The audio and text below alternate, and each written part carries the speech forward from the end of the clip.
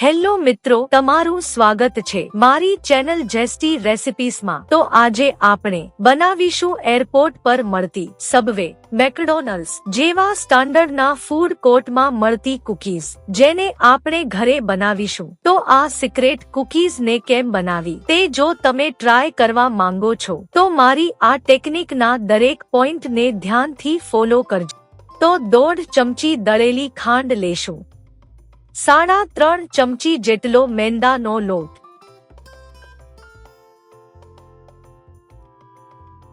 1 ચમચી દૂધ, 2 ચમચી મેલ્ટ કરેલું બટર, પિંચ ખાવાના સોડા, થોડી ડાર્ક ચોકલેટ અને અડધી ચમચી વેનીલા એસેન્સ લેશું। તો સૌપ્રથમ એક બાઉલમાં દળેલી ખાંડ, મેલ્ટ કરેલું બટર, 1 ચમચી દૂધ અને અડધી ચમચી બટરસ્કોચ એસેન્સ નાખીને હલાવી લેશું।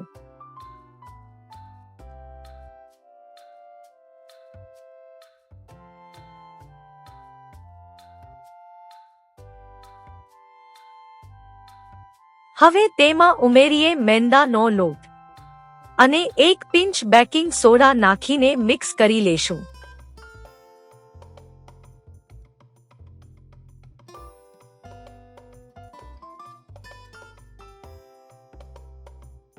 ત્યારબાદ તેમાં ડાર્ક ચોકલેટના ટુકડાને નાખીશું ને ફરીથી મિક્સ કરી લેશું।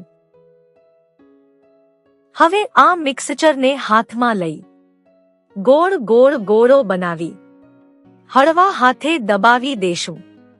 દબાવતી વખતે ખાસ ધ્યાન રાખવાનું છે કે ગોળાને વધુ ભાર દઈને ચપટો નથી કરવાનો, એકદમ હળવા હાથે દબાવીશું ને એક પ્લેટમાં બટર પેપર મૂકી તેના ઉપર કૂકીઝને મૂકી દેશું।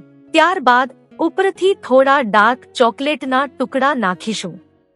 તો કૂકીઝ બેક કરવા માટે તૈયાર છે।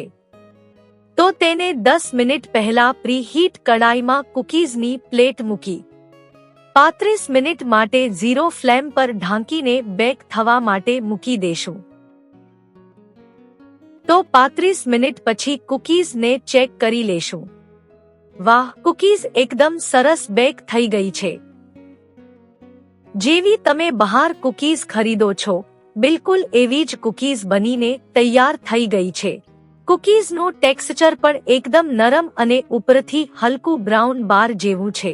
તો તૈયાર છે ચોકલેટ બટરસ્કોચ કૂકીઝ, જેને તમે સરળતાથી ઘરે બનાવી શકો છો।